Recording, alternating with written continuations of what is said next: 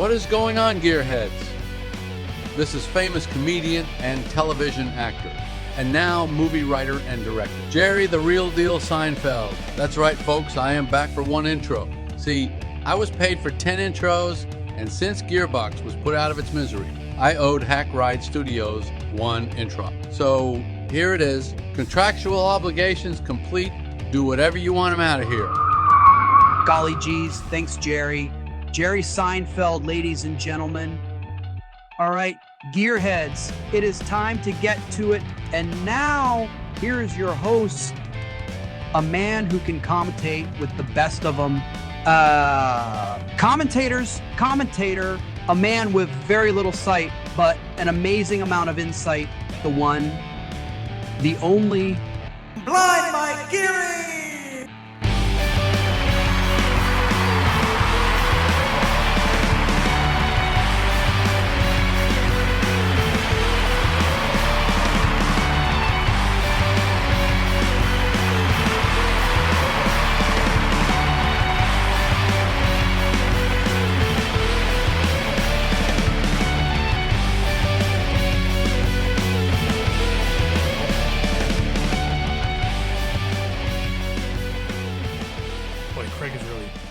Show hostage all of a sudden. That's not true.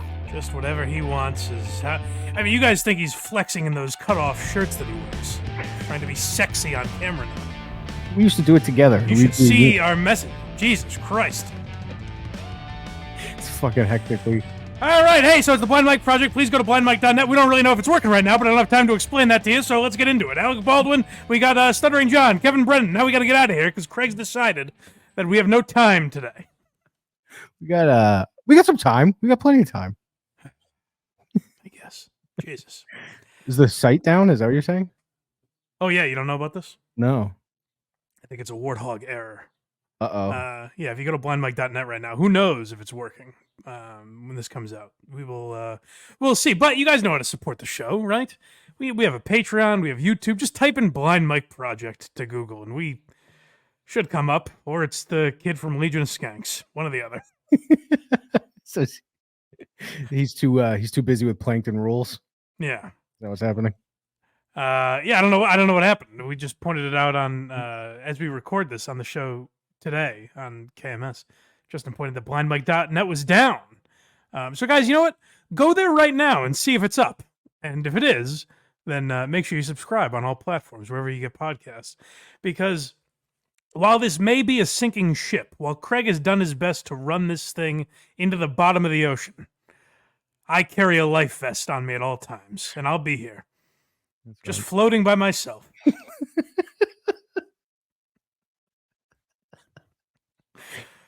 I won't see, and the damnedest thing is I won't see if there's land off in the distance. I'll never truly know until I feel it underneath my feet. As I say, you won't know how close you are. Yeah. That's the sad thing of it all. But I soldier on, with or without Craig. Try as he might to sink this ship. I won't allow it. I love this ship. Yeah, I'm sure you do. Well, the good news is, if you're sick of Craig already, remember a couple weeks ago what bliss that was? You can't pay Craig any compliments, because then he gets a big head. But the good news is, next week, on Father's Day, Craig's taking Father's Day off because he thinks his kids, like, the idea that Craig is going to take a day to celebrate himself is really repulsive. No, I could do Father's Day. Come on, kids, gather round Daddy. It was the weekend after Father's Day. They're just like, oh, this is creepy. Put a hat on, pervert. I can do Father's Day. I'm around. We'll see. Yeah. I'll watch. Well, I've already asked. Oh. The great Casey Day. Oh, I want to see that. Yes. As do I, believe me. I said this Hack Ride guy, he's not cutting the mustard. We need to bring in the big guns here. We got to bring in the host. This is potential. Now, he could sabotage us out of bitterness and anger that he's been holding on to silently. Yeah. But I think it has potential to go quite well. I think it will. This could be the end of Craig altogether. That would be hurtful. Well, we'll Day see. one. Day one behavior today. Day one, right? What, doing everything in my power to get this to show up? Yeah, I just imagine him, feet on the desk, lazily looking at his phone, laughing at me. No. So I said, please, can we do a show today? If you actually saw, it would be me cutting clips during Jerry's show. He's screaming about some trans flag, and I'm cutting. Well, that clips. I like. I'm cutting clips of Stuttering John. Well, that I appreciate. I take it all back. Listen, try as he might to dampen my mood, Craig's not going to get me down today because there's one thing I'm focused on, and that's the future. Yes. And that is that Alec Baldwin has a reality show. I wish there needs to be more than this trailer. I need more. Oh my God, am I excited? I could get off on this trailer a few times. I do need more, you're right. I'll tell you the thing I'm actually looking forward to before we get into the reality show. I'm looking forward to the trial. Is that going to be televised? I don't know. I don't know. I always thought it was federal cases aren't televised and state cases are, but then the Trump case wasn't televised, so I have no idea. This isn't a federal case, is it? I don't think so. Oh, okay. All right. It's a federal prison. Yeah, I'm curious about that. It's got to be streamed somewhere or something. That's such an industry now between the Johnny Depp trial and all that stuff. You would think this would be a big deal, the Alec Baldwin trial. So I'm excited for that. But really, it's nice to get to see the whole Baldwin family. So as we always point out, I don't even know if people really understand the scope of Alec Baldwin's descent into madness over the last few years. Because people see the Rust shooting and they see the hilarious stuff and they're like, oh, that we've focused on his Instagram, which I don't know how many people are. I know he has a lot of followers, but I don't know how many people are really dwelling on the lists of Woody Allen movies. And remember when he was like, he had a bum knee one week, so he was just making videos, Yeah, talking to us for no reason. yeah. So Alec Baldwin he's really struggled since this whole Rust shooting thing. And then a couple months ago, we talked about this, where he kind of teased he was throwing some feelers out there to get a reality show, which does make sense because he's a perfect case for it. Like Terry Bradshaw has a reality show on E! Or something. That's So you right. would think Alec Baldwin with 7 kids, the perfect candidate for a TLC show. I guess TLC said, hey, we already put double-headed freaks and pedophile catfishers on here. We might as well throw the Baldwins a bone. So let's see this is the trailer. This is what has Hollywood a buzz for what's coming to the Learning Channel. I also have Hilaria trying to find cucumbers for after to just compare her accents. Oh well, we did that on KMS today. It's crazy. She doesn't even try that anymore. No, not even an attempt. Yeah, listen. Well, you know what? Play the cucumber thing real quick for anyone that hasn't heard this trailer yet. We have very few ingredients. We have tomatoes. We have how do you say it?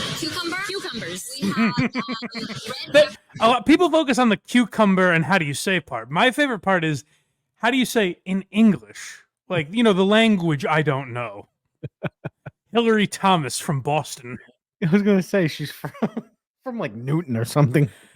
Yeah. I think she's from a rich area of Boston, and she's like, "How do you say in English?" That's great. That's when just posing has gone too far, where you've lost control. Like, I don't even blame her because she's not in her a right state of mind there. Like, that's true mania.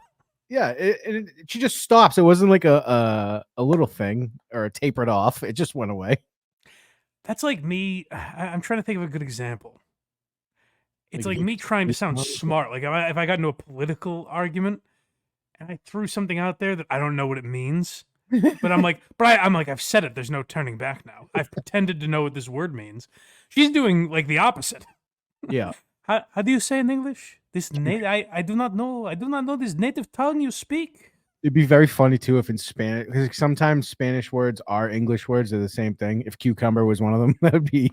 Oh, cucumber. Oh, I know cucumber. And then she's just like, "Hi, we're the Baldwins." Yeah, so listen to this now. But to me, Hilaria is not the. By the way, that's not her name. Even why are we still calling her that?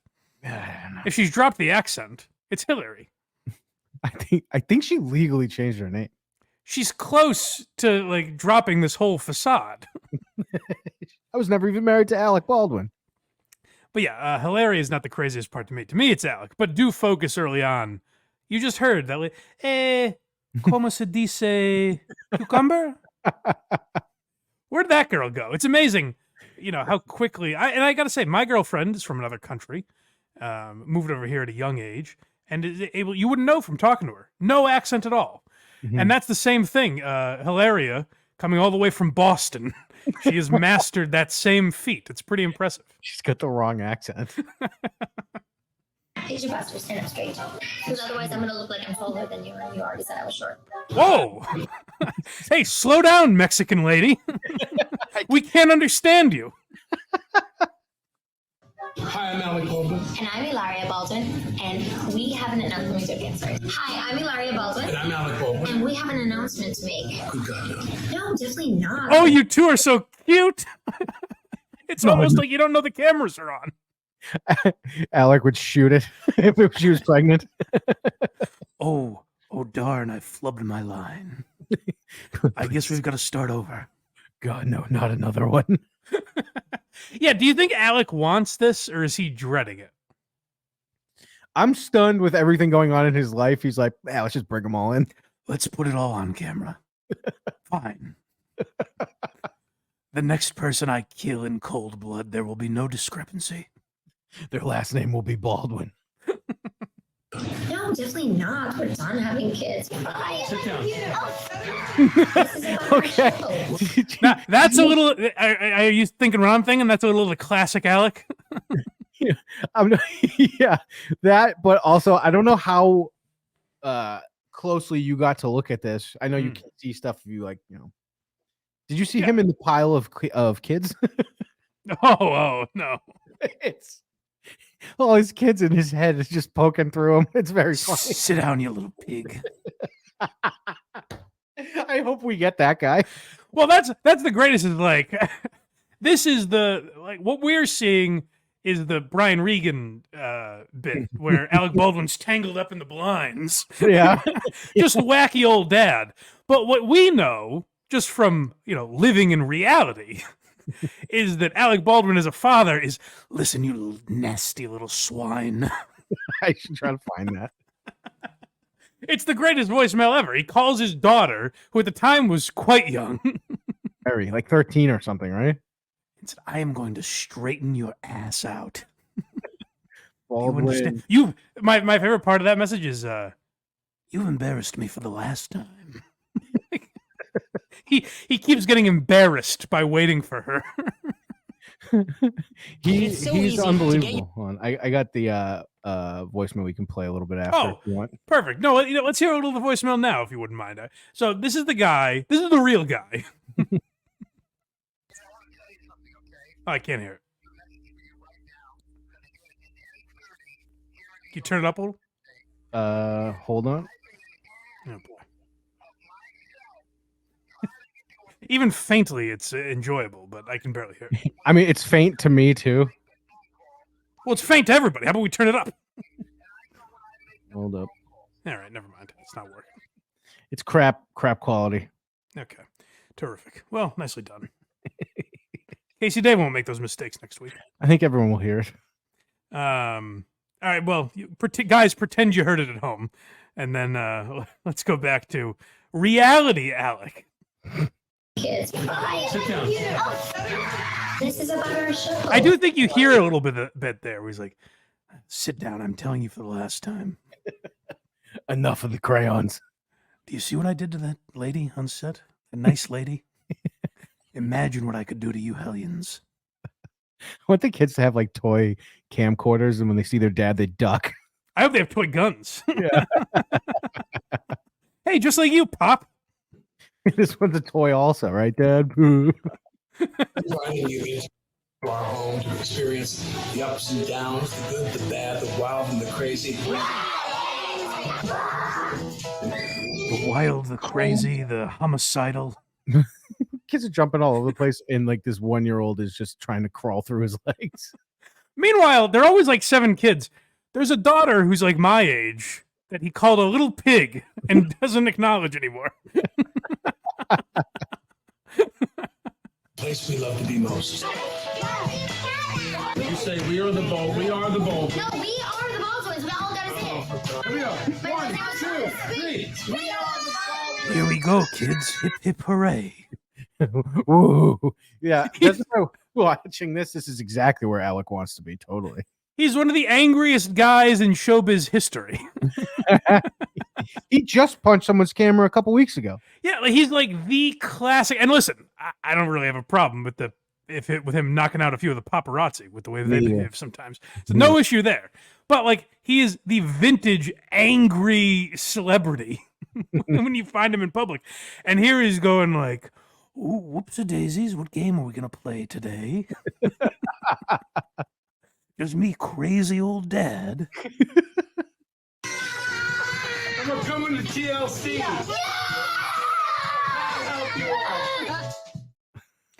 He's like he's giving this image like he's Ray Romano or something.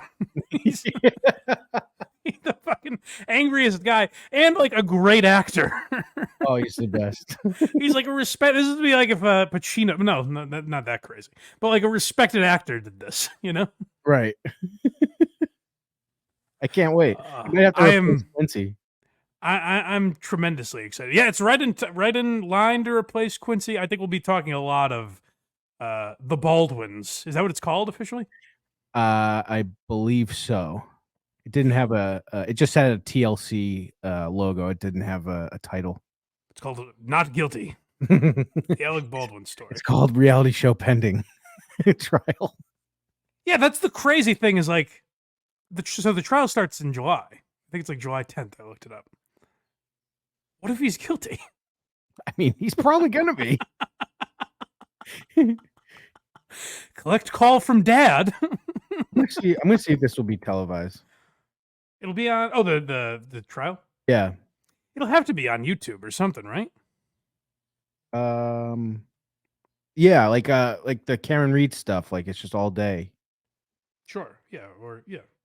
Yeah. I was thinking more like Johnny Depp or something. Oh. People would be interested in that. Oh, it's gonna be broadcasted Where? on Core TV. So does Core TV still exist? Yeah. They're In what doing- form? Just online? I think it's actually on television, but I couldn't tell you where to find it. But True TV became. I'm sorry, Core TV became True TV, did it not? Is that what it was? Yeah. I have no idea. I know I watched like the Karen Reed trial on Core TV on YouTube, and they stream it. They have shows and everything too, like panel shows and. Interesting. I gotta try to get on there. Yeah. Guys, I've studied Alec Baldwin over the last few years. Bringing in our Alec Baldwin expert. This woman gave me a Splenda package. Maybe in the reality show, we'll find the lady that gave him a Splenda package. I forgot all about that. Oh, this is my muse. That's what started all of this, I think. Yeah. But then he kept making, and I remember at the time people were interested in it. Like I remember Kyle Dunnigan doing an impression of Alec Baldwin because he was losing his mind for a little while, but we stayed with it longer than most. Yeah, and then he kind of went away. He stopped doing them recently, and I thought like, oh, he's laying low because he might go to jail. Yeah, and if this show comes out, he's definitely gonna hit the Instagram up more. So we'll probably get reloaded in every single way. Uh-oh, I've booked a golf outing and Hilaria has a dinner party that I have to go to. The good news is too, if it's broadcast on Core TV's YouTube, then we'll be able to cut clips and break all of it down. I hope I don't miss Tyler's recital tonight. Meanwhile, he's like possibly going to jail for murder. It's gonna be funny too, because I feel like he won't be able to help making facial expressions when the prosecution has witnesses up there that are like, he said he was gonna kill somebody, and he's gonna be like, this bitch. And then you just turn on TLC and it's, come on, Travis, eat your vegetables. Just a fucking manslaughter charge pending. Yeah. Come on, big boys, you gotta get big and strong, buddy. I don't change diapers. Yeah. So I'm very excited for that. So I'm not going to let Craig get me down today in his negative attitude because the Baldwins are coming. I can't wait for that. So, guys, if you could go to blindmike.net or maybe Google us because we don't know if that website's working anymore. So As of right this second, it is not. Yeah. So the dark art guys, right now, check if it's working, and the Warthog and Craig might be starting their own show together after I have to clean house. All right. So what should we get to now here? You know what I want to talk about is this Harland Williams thing, because I thought that was very funny. Yeah. So Rogan, as we've talked about before, I think Joe Rogan is has a good interview style that I like and respect a lot. I think he's given a lot of comedians a platform. There's a lot of things I respect about Joe Rogan. One thing that has always puzzled me is his inability to go along with a joke.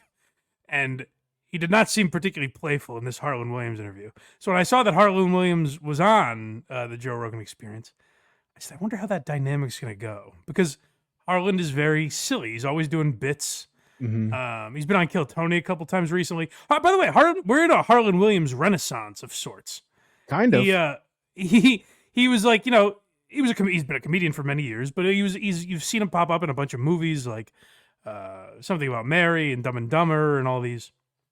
And then you didn't really hear his name a ton for a while, and because of podcasting, both his own and going on others like Kill Tony, Harland Williams is just around a lot more now, and he's very funny. Like I really enjoy Harland Williams. I can't tell. So Joe Rogan is in on this joke, I think, and I want to give him credit for something, because I saw podcast Cringe cover this and say this just completely went over Joe's head.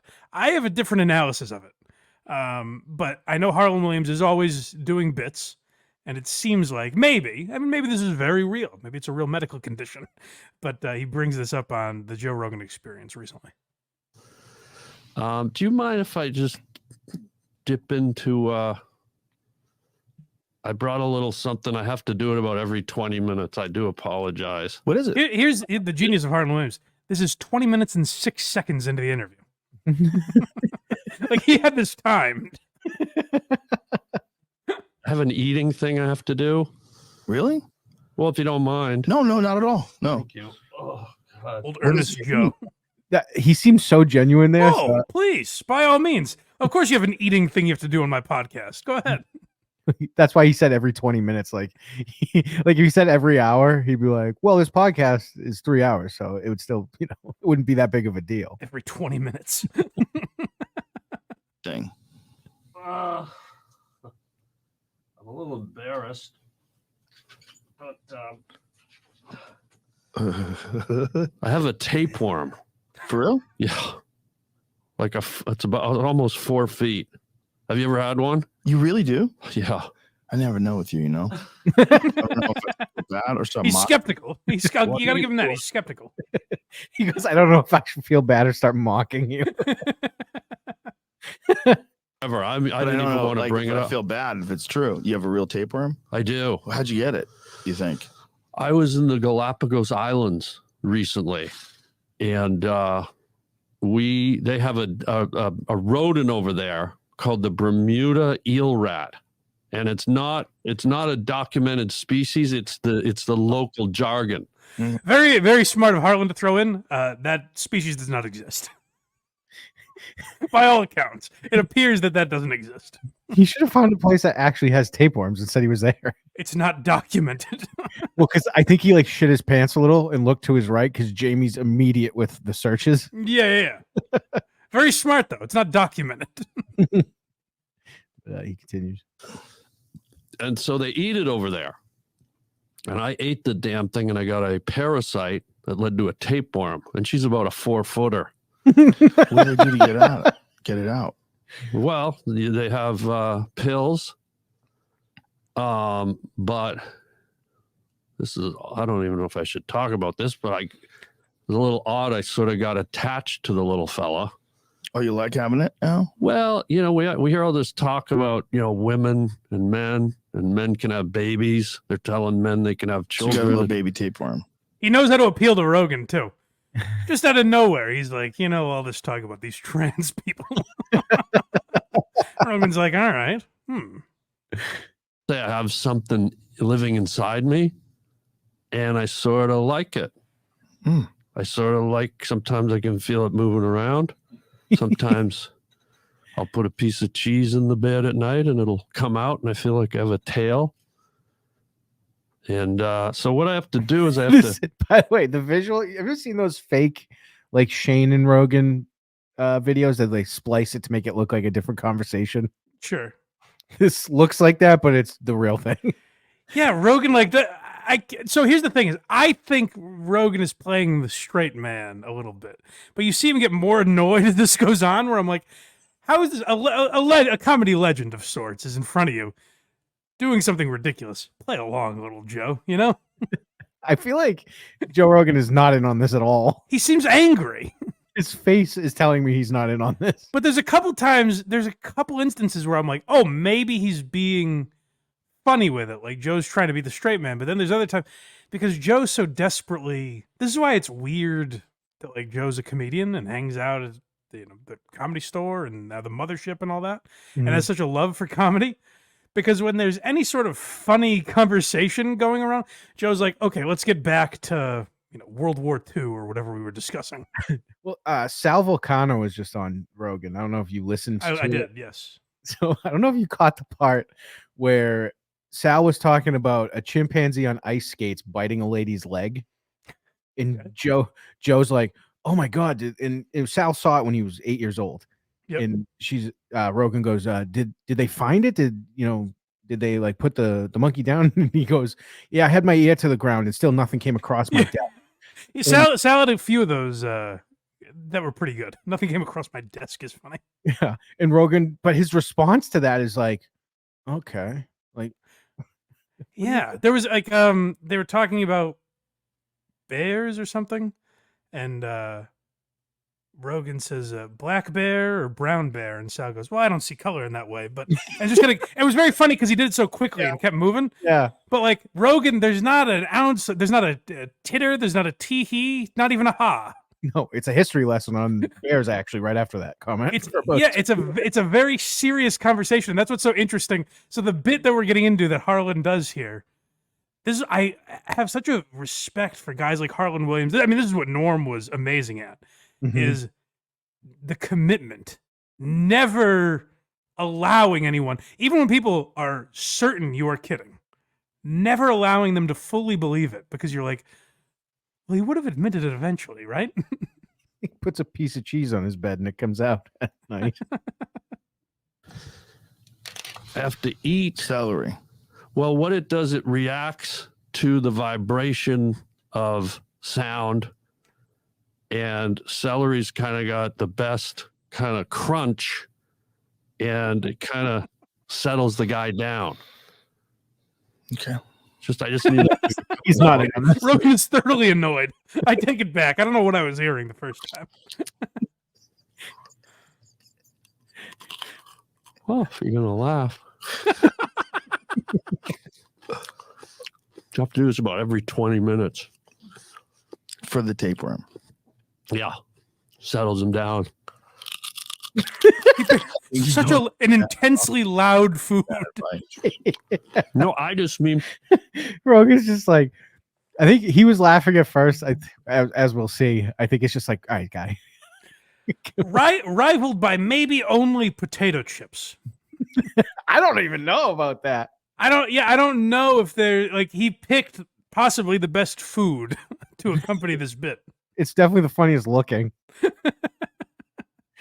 We continue. But I like Dimitri. Yeah, but you can't keep a baby inside you forever. The whole idea is the baby gets born and then it goes out. Hold on, Dr. Spock. These suckers can go up to 30 feet long. Mine's a 4-footer. Can they really get that big? How do they know how big yours is? What, is you an MRI? It's so loud. Well, we did an ultrasound. And they could see the tapeworm You can inside see you? it. Do you got a picture? So you know what? You know what I think you were buying into? What? Rogan was not in on it. He's realizing this bit is not ending, and he was like, I guess I'll play the straight man for now. Maybe that's eventually what I was seeing. But there are times, as we'll get to, there's times where he does get genuinely annoyed, where I'm like that's what's fascinating about Rogan. And like I said, I have a lot of respect for the man and what he's done for comedy. But because of his role in comedy, why have Harland Williams on if you want to have a serious conversation? That's right. You know what I mean? Like he was on Are You Garbage recently as well, Harland Williams. And this is the brilliance of a guy like this is his commitment to it, like I said, because he's telling this story. He talked about going to the Galapagos, which I believe he did go because he had pictures or something. And then he started telling about he says he travels with these puppets. He says he has these he has names for them. There's friends and all these things. And they go, okay, well, obviously you're fucking around with us. And then he doesn't say anything. He reaches in and grabs a picture and it's like silent for a second. And you hear like them laughing because they think it's a bit. And then it gets kind of quiet and they go, all right, he's got the dolls. And it's just Harland's dolls like looking up at Big Ben in England or something.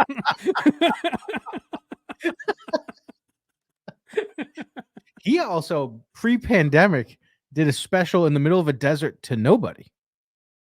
Oh, is that right? Yeah.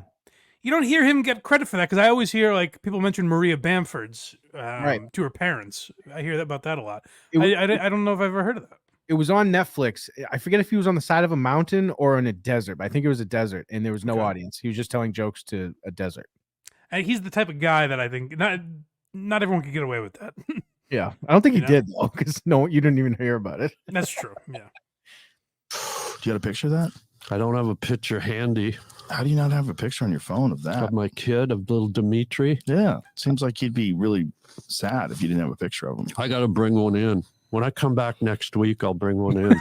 Oh, so this is another bit that Rogan never addressed. I at least I didn't catch it. I don't think he ever acknowledged it. That Harland Williams, he says that a couple times. Like later in the episode, he goes, well, that's why it's good that I'm going to be in here twice a month to cover things like this. He keeps vying for a bi-weekly spot. He's trying to get Rogan to just be like, you're not coming back. But you just labeled this one distracting. It's thoroughly distracting.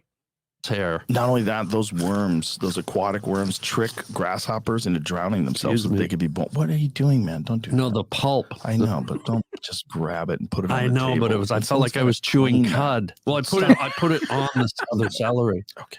I would Stop never this. put cud on your Just stop table. with the celery, please. Well, Yeah, he is annoyed, right? Unless he's great at playing the straight man. What if he is, and like this whole time we've just missed it? So that's my thing is like the reason I'm leaving that door open because I'm not. It's not like Rogan's. I've seen news radio. I don't know how great an actor he is. He must have some sense of humor to this because why would you have Harland Williams on? You know what I mean? Yeah. It's like, oh, Harland Williams is doing a wacky bit when I'm trying to talk about fucking tapeworms in a serious fashion. Joe's probably like, can we just Google tapeworms and like see what they do? That is what they wanted. What he wanted to do. Well, the Matrix must be real. well, hold on. I got this examined. I have a lot of friends in the science community. I know a bunch of Scientologists, and I had them analyze this. Pigeon flew out. Here, I'm good. this is a feather from a great auk. Do you know what that is? It's an extinct species of bird from South America. Please. That's okay. Just put it down. Well, I think you'd like to touch it. No, I'm good. So how does it? Why is he so annoyed with him? I don't know. I will say, so the reason I thought it was like maybe Joe playing the straight man is because I feel like this is the energy that would be between, like if I met Hackride in real life. I think this would kind of be the energy where he's constantly doing bits. And I'm like, yeah, no, I got it. This is David Bowie's guitar pick. Touch it, Mike. I'm okay, man.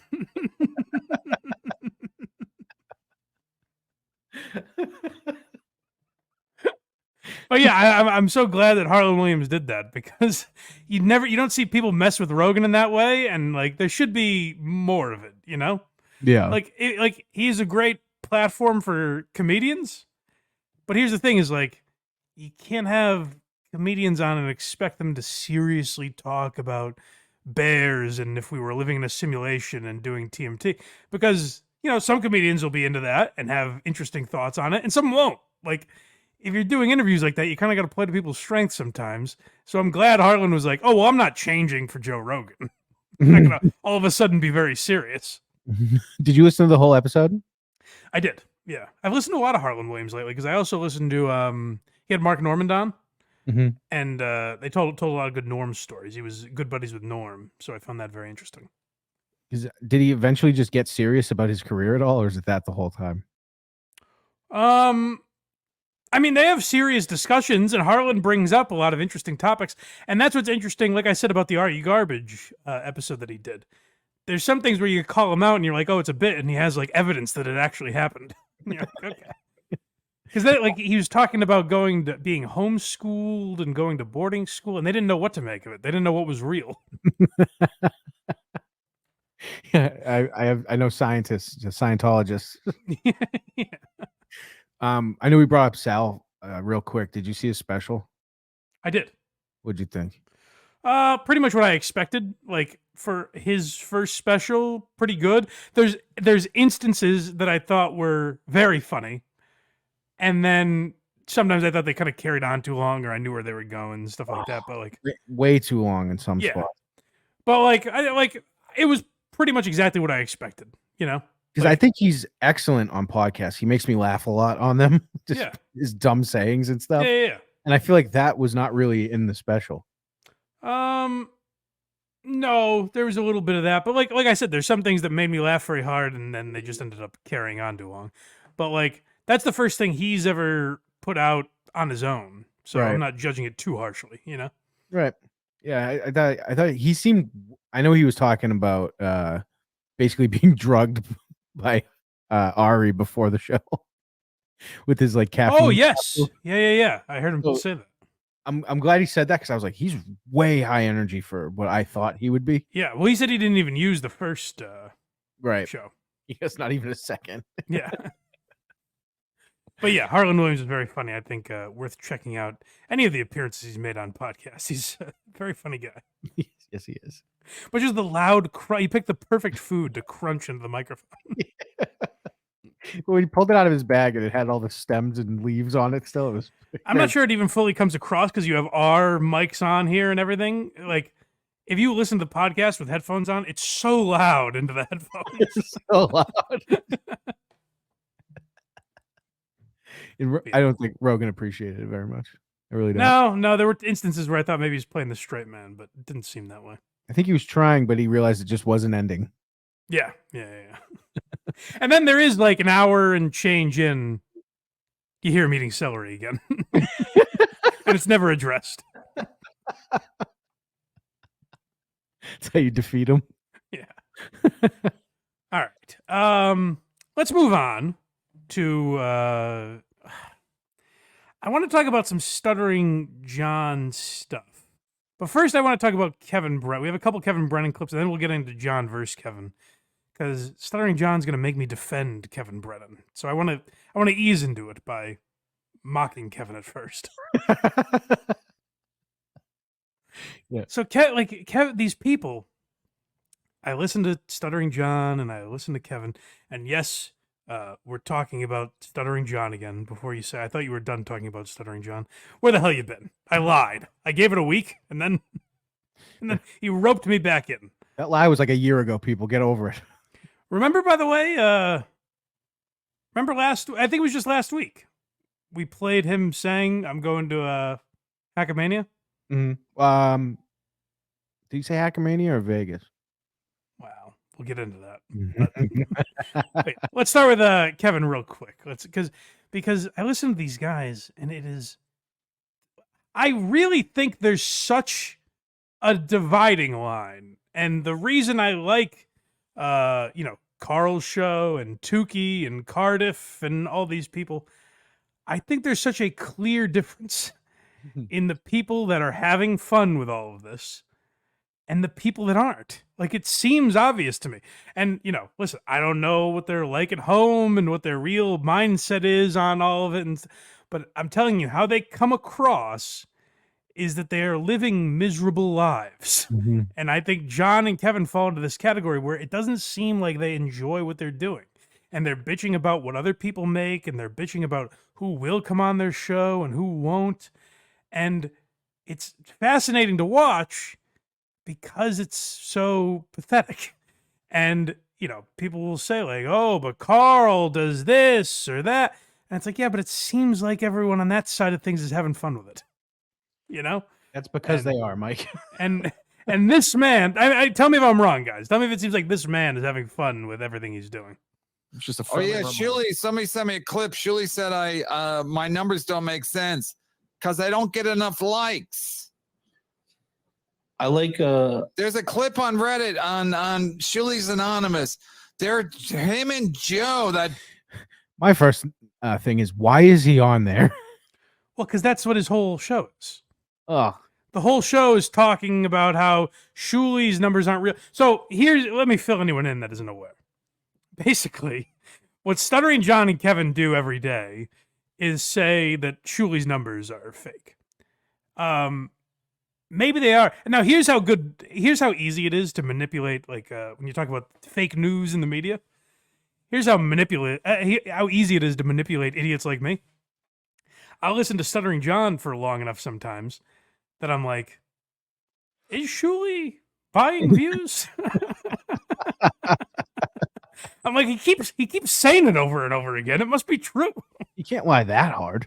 So, listen, I have no idea if Shuli's buying views or not. My only question would be, why? So their argument is no one watches Shuli. And I literally, John had a guy on, a specialist to break down Shuli's numbers. Because it's very important. You need your top men on this. John has someone on to break down Shuli's numbers, and the guy says, yeah, Shuli probably only has 40 people watching his show. It's right. It seems ridiculous. Yes. But let's say it's true, and Shuli has 40 views on every episode. Why would he still be doing it? Why would you pay? Why would you purposely lose money on a show that only 40 people are watching and never grows? Who does that benefit? Nobody. It's like if I paid myself thousands of dollars a month to be like, guys, I've got people on Patreon. Whoa. Like I'm just funneling money into some scheme in the Middle East. Some Pakistani click farm or something. they're him and Joe, that producer clown, are saying. Oh, sorry. So I didn't finish explaining. So they say that about Shuli every day. So I imagine I don't watch Shuli's show, not out of any hostility or indifference. Just how many of these shows am I going to watch? You know, I'm up to my ears in Stuttering John. That's right. There's only so much I can watch. So I don't watch Shuli's show. What I'm imagining is Kevin says he has fake numbers, so Shuli goes, Kevin actually has fake numbers. Doesn't seem like anything to get mad at. Maybe I'm wrong. Instead, Kevin, very astutely, he says, oh, Shuli, you're not going to get one over on me. He says, Nuh-uh, they're lying.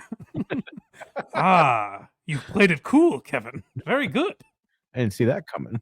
All right, so now we're up to speed.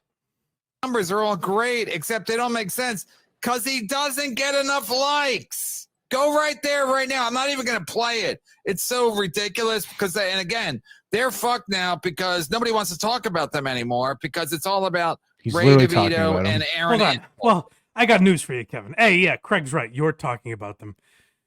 What do you mean anymore? Like, did I miss a time where, like, CNN, Shuli faking numbers? That fucking Friends tweet that he made is ruined his brain. Yeah, he thinks all these people are on TMZ all the time or something. Yeah. Paparazzi are outside Shuli's house. Are those numbers real? Like, listen, maybe Shuli has his fans, maybe he's buying all of them, whatever. Regardless, it's about the same as it was a year ago. It's not a lot of people talking about this. No one's talking about Shuli anymore. Like it was on NPR, a daily roundtable discussion. Where's Shuli's numbers really? I didn't even realize till last week that him and Zumock like made up. Like, I didn't. It's because it's all fake. It's pro wrestling, but they're bad at it. Like here's the thing about pro wrestling is you kind of knew it was fake, so you were allowed, like you'd leave a little to the eye of the beholder, Yeah. You'd buy into some shit. You'd suspend disbelief. So with this, they're pretending it's real life, but like it isn't. No one gives a shit about any of this. There are people on Reddit that like think Shuli's stealing, and again, maybe he is. And if you give me some proof, we'll have a fun day mocking it, and that's all it will be, is a day. Then we'll move on.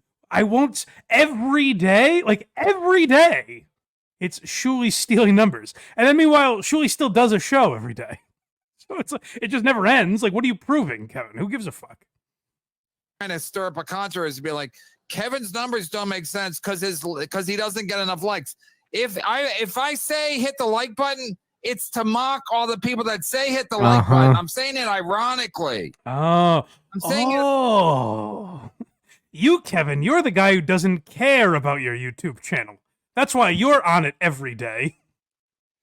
Here's where Kevin is fucked up. For some reason, Kevin is equated, because if you remember when he was on Compound Media. That's right, I forgot. Well, how could you? It was such a legendary run. When Kevin was on Compound Media, he had a weekly show. And he saw that other people, I think like Bill Schultz or whoever it was at the time, he saw other people had daily shows. Now, Anthony's mindset, I assume, was like those were daily news shows. Kevin did a weekly podcast where he bitched about other comedians. Makes more sense to have that as once a week. But Kevin has no mind for podcasting or how that business works at all. So he goes, other shows are on 5 days a week. I should be on 5 days a week.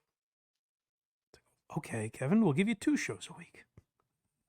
And he would do 2 shows a week. But Kevin, and it works for him, I guess, because I'm told he makes money. But Kevin now, his business model is, I'll do a show every day. And then people will send me money every day. So that's more money if I do a show every day. However, I have significantly less to talk about. So now every day I have to make up with Chad and then get mad at Chad again. And then be mad at Bob and make up with Bob and be mad at Pat Dixon and make up with Pat Dixon. You only have, 4 or 5 characters that you can correspond with. So you have to get mad at them, but then you have to bring them back into the world because you actually have no one else to talk to. Right. And your show relies on having feuds. So if it's just, here's the thing is like, if it's just Kevin screaming at no one, he's not very good at that. So he needs these people to bash and make fun of. But he does it every day, so it's just exhausting. So Kevin has to play this like, hey, I don't care about YouTube, I don't care about numbers, but ultimately he cares more than anyone because it's his only source of income, is super chats. Yeah, and before I continue this video, I want everyone to hit the like button and comment down below. We're being totally ironic, guys. Hey, guys, wouldn't it be so gay if you hit the like button and, the channel grew? The gayest thing I could think of is if this video... Oh, my God. It would be... Guys, it would be super corny of you. You would be, so gay if right now you hit the like button and comment. Because then other people that like the same stuff as you might find this show, which would be totally lame. Ironically, I've said many more times than hit the like button. I've said, don't hit the like button. Whoa. Pathetic. Hey, Kev, you know what? I'm glad you pointed that out. That's so much cooler, man. Shuli says hit the like button. I say don't hit the like button. I'm an edgelord. And Kevin also thinks homework stinks. Kevin told mom and dad they can suck it. Kevin stuffs nerds in lockers. Oh, Kevin's so cool, man. He doesn't even like the like button. He hates it. Oh, I thought Kevin wants you to thumbs down things. He's so edgy.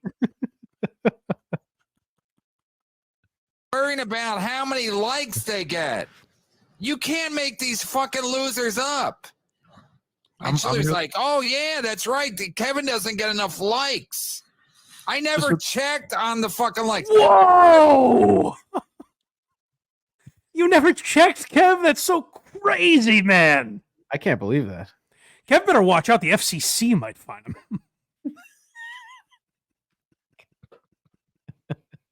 This guy's off the rails. Oh man, if anyone at the FCC had a funny bone in their body, they would do that. They come after Kev for not paying enough respect to the like button. Yeah, give him something to talk about for 6 years. Does help my algorithm. I won't say hit the like button. I don't even say subscribe. I don't give a fuck. Oh my God, Kev, you're a madman. Stop it.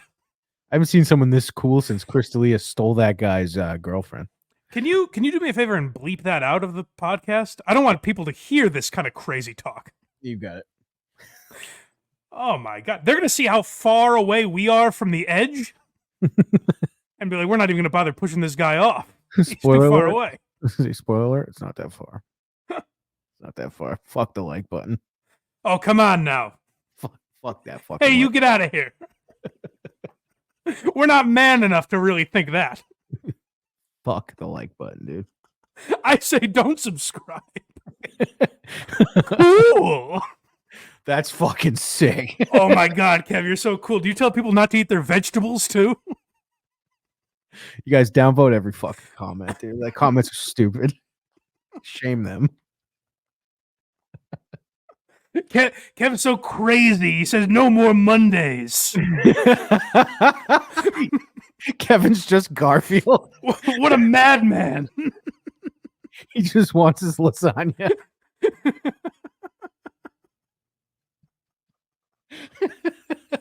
Oh, this guy really is. I mean, he's too hot for television. No wonder he didn't get SNL. Subscribe. By the way, I'm one of the guys that say hit the like button. Everybody hack losers. Oh, there you go. Hit the How great is it that got broken up? Hack Losers got broken up by his microphone not working. His like Call of Duty microphone. I mean, I think you say it at least 25% ironically. But they say it at the beginning of every show. If they have the same people watching, but they say hit the like button, hit subscribe, hit notifications. It's pathetic. Where's Kevin in his life that he's defending Chad? He's like, well, no, they're not cool like you, Chad. Chad's like, no, I actually tell him to do that, and he's like, you're so cool, you wouldn't do that for real. Yeah, but you're not really, man. You're cool like me, right, Chad? You aren't gay. We're just a couple cool guys that we only like thumbs if they're facing down.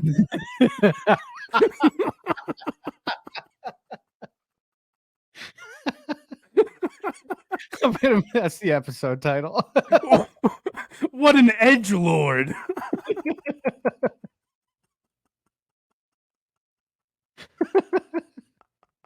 My thumb's never seen the sky because it's too busy on the pavement.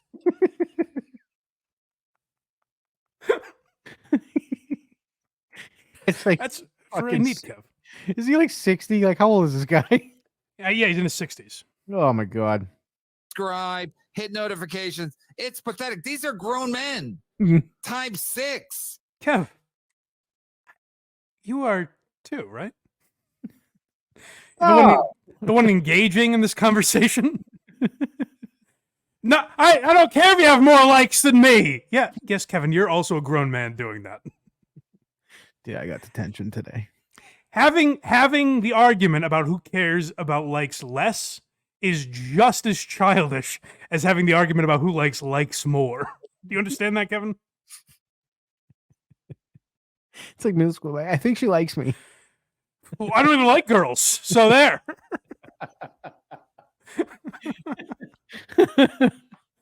You're cool, man. You know, Chad does have sunglasses on. It's pretty cool. Hey, me too. A couple of cool guys. You need them. Sometimes we get people that don't like, just seeing a video randomly for the first time. It's usually like a Chris D'Elia fan or something. And they're like, oh, these guys are just jealous of Chris. And also, bro, take the sunglasses off. I'm like, well, can't see anything, so. I need to preserve this as long as I can. Dick. That'd be cool as hell right now, Mike. Take your What's glasses off and just break them. Those are fucking stupid. Oh, I don't need to see shit. Seeing's for queers. Fuck. I start hitting my eyes with force. I don't like likes and I don't like eyes. I'm a madman. Eyes are for quitters, dude. Let's hear more from Kevin. Yeah, this is the second clip. It's called Net. Oh yeah, well this is what's really important. You're gay if you focus on how many likes you get, which I mean, it's true. We'll ignore the fact that the amount of likes and comments and the amount of subscribers you have do kind of equate to views, and that also equates to the amount of people watching your show. So it's all relative, I suppose. But we'll ignore that because what I'm saying, that's nerd shit. I'm thinking math. And when you're a cool guy like Kev, you don't have time for fucking numbers, brother. Gifted memberships. Oh my God, it's so sad. Hit the like button. Is this a and bad? Then what happens? And then what happens? You feel better because you got all the likes. You got more likes than Kevy Poo. Oh my God, it's unfucking like nothing embarrasses them. His Kevin's what do you call it? His comments are great. His viewer numbers are great, but the likes, he don't get enough likes. So hold on. Throw all the numbers out. Who's saying that? I don't know who that is. Who on earth? Is there anyone on this planet? And like I said, I don't check out Shuli's show too often, so maybe I'm missing the conversation. Who is getting together and saying, "Hey man, Kevin's comments are great." You know what I love are the comments on Misery Loves Company. He's got voluptuous comments. The subscribers, mwah, fantastico. But god damn it, the likes are down. Who's the straw man that Kevin has built? Who's having this conversation? Are great, his viewer numbers are great, but the likes, he don't get enough likes. So the numbers, we got to throw all the numbers out. The only number that matters is net from YouTube. Nothing else matters. People are saying, listen, homos, we don't beg for likes, we beg for donations. We're much cooler. We don't have our thumbs out, we have our hands out. Please give us money, we say. We're not like gays that ask for likes. We're like homeless people that panhandle. That's way cooler. Panhandling is cool as hell. Oh my God. When sometimes I walk down the streets of Boston and I say, there's a guy pissing into a guitar case, and he's just as cool as Kevin Brennan. You know, I made this much money, or I made that much money. You don't know what I make because the net. And again, I show my net to people. All Shuli has to do Wait. We don't know what it is, and you show it to us? How does that work? You guys see this? You guys have no idea what I make, and I show it to everybody. You guys see our net right now? I'm showing them our net. Kev, why are you showing people what you make? That's a weird thing. I think because he's been like dubbed a failure in the comedian world. Kev, you don't have to do that. I'm sure you make fine money. You make a living. You know? Yeah. You're not homeless like your peers. You're in a nice green screened office. Yes, I'm sure you're doing just fine. You don't have to show us how much you make, Kev. It's fine. Show everybody your net. I don't give a fuck about views, notifications, likes, dislikes. All I give a fuck, and even with the gross, it don't matter because, like I said the other day, they took 50% of the gross. One show Chad was on, they took 65% of the gross. So really, all that matters. This is definitely what really successful. I remember. I thought this was kind of hack because Andrew Schultz and Tony Hinchcliffe were doing this at the Tom Brady roast. They were making the other guys show them their net worth. That's what very successful people do.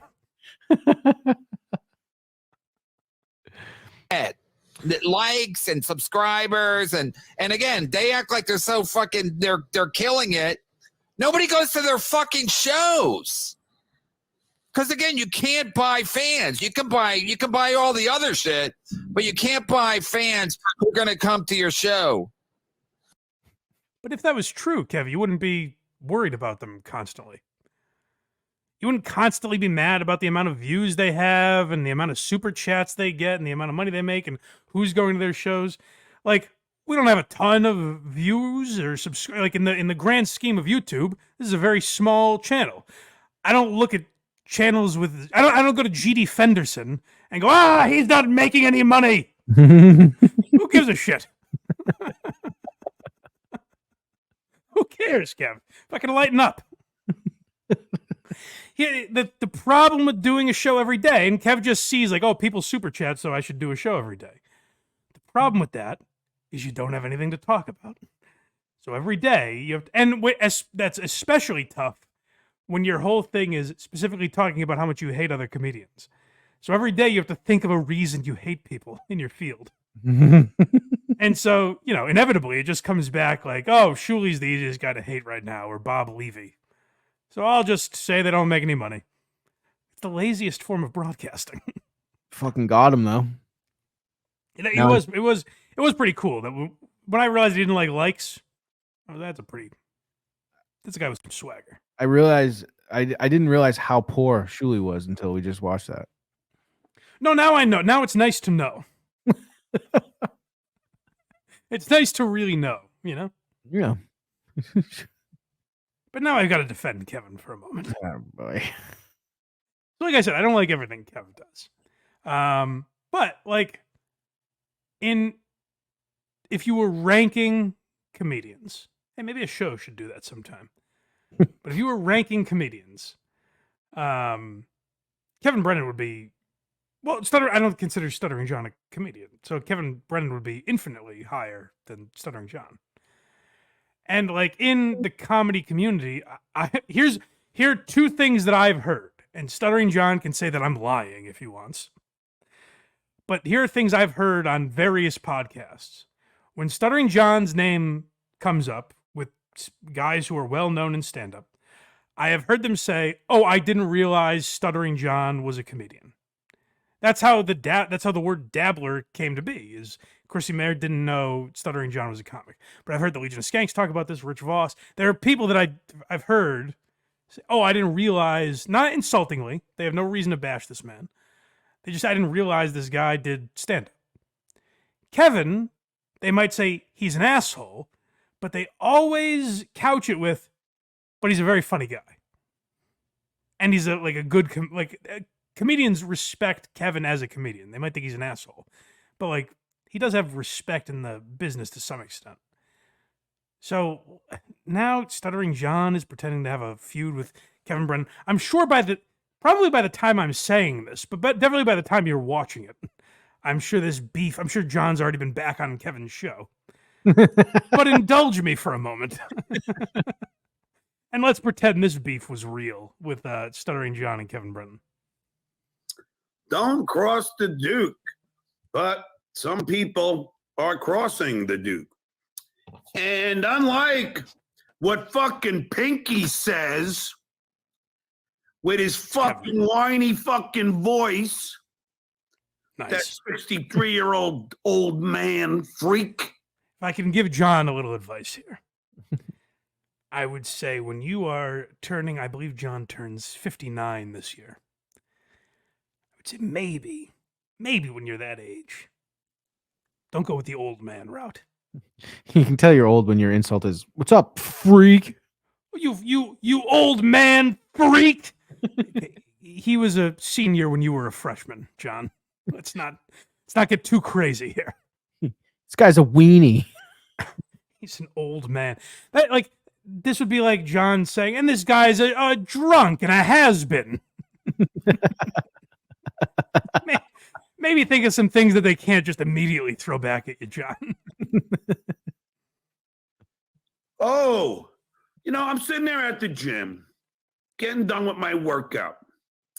And I go, Brennan's on. Let me hear my old pal Brennan.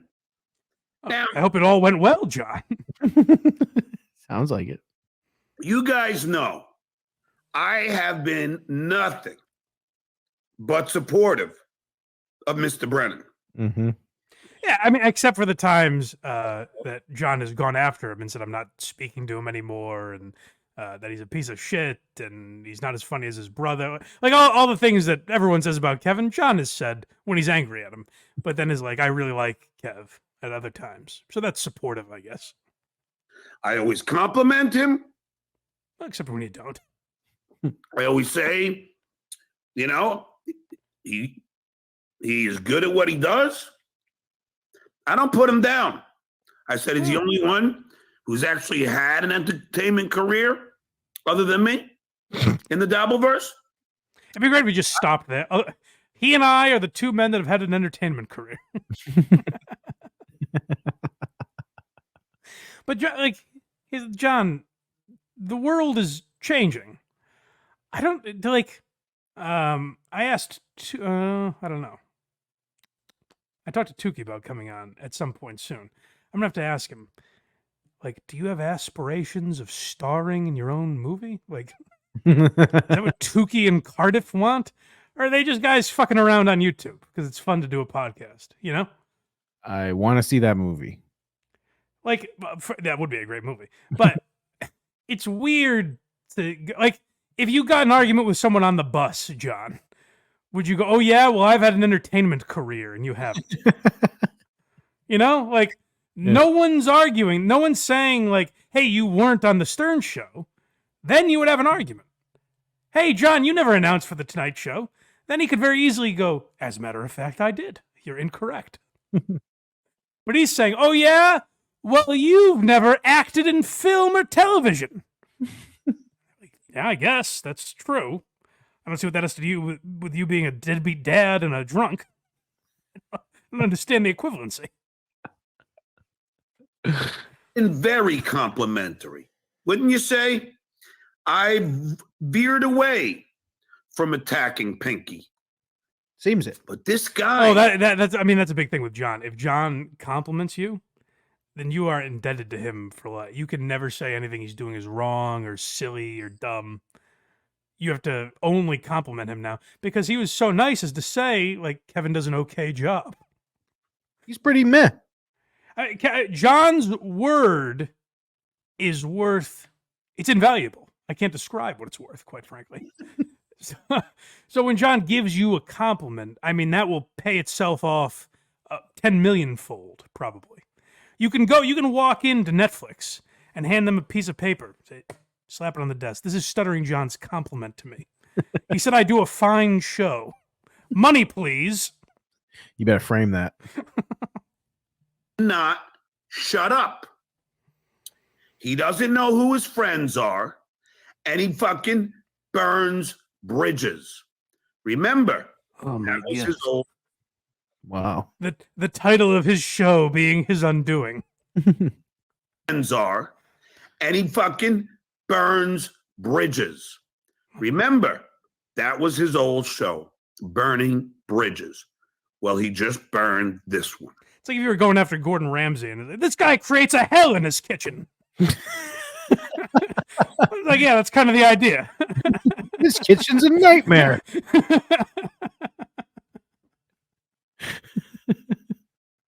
Here he's talking about fame. Okay, yeah. So this is the big thing in John's. Like,